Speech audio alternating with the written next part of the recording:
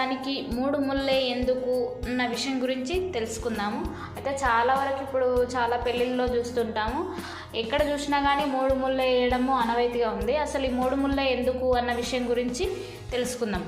అంటే ఇక్కడ పెళ్ళి అంటే కేవలం 2 వ్యక్తులు మాత్రమే కాదు, ఈ పెళ్ళి వలన 2 కుటుంబాలను, జీవితాలను ఒకటి చేసే అపూర్వమైన ఘట్టం ఏదైనా ఉంది అని అంటే ఈ వివాహ బంధం ఒకటే అని మనం చెప్పుకోవచ్చు.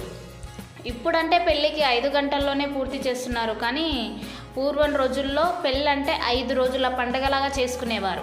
5 రోజులు వేడుకగా జరుపుకునే ఈ పెళ్ళిళ్ళలో 3 ముళ్ళ ఎందుకు వేస్తారు, దీని వెనుక ఏదన్నా పరమార్థం దాగి ఉందా అనే సందేహాలు చాలా వరకు అందరిలో వస్తూ ఉంటాయి. కానీ చాలా వరకు ఏంటి అనే రీజన్ కూడా ఎవరికి తెలిసి ఉండదు. కాబట్టి దీని వెనుక ఉన్న పరమార్థముకు మన శాస్త్రాలు ఏం చెప్తున్నాయి అన్న విషయం గురించి ఇప్పుడు మనం ఈ వీడియోలో చూద్దాం.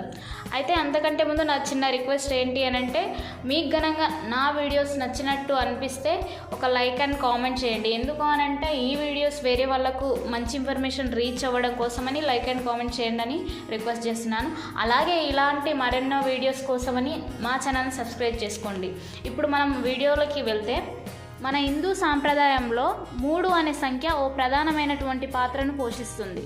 అదేది అనుకుంటే త్రిలోకాలు, త్రిమూర్తులు, త్రిగుణాలు ఇలా 3తో ముడిపడి ఉండడంతో పాటు మానవులకు కూడా స్థూల, సూక్ష్మ, కారణ అనే 3 శరీరాలు ఉంటాయి. ఈ సమయంలో అంటే పెళ్లి సమయంలో వేసే ఒక్కో ముడి ఒక్కో శరీరాందనమాట.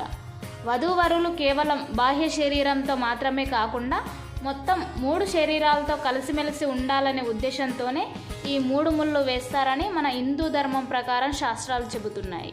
ఇది 3 ముళ్ళ వెనకాల ఉన్న ముచ్చట. వీడియో కానీ మీకు నచ్చినట్టయితే మా వీడియోని లైక్ చేయండి, షేర్ చేయండి, అలాగే సబ్స్క్రైబ్ చేసుకోండి. Thank you.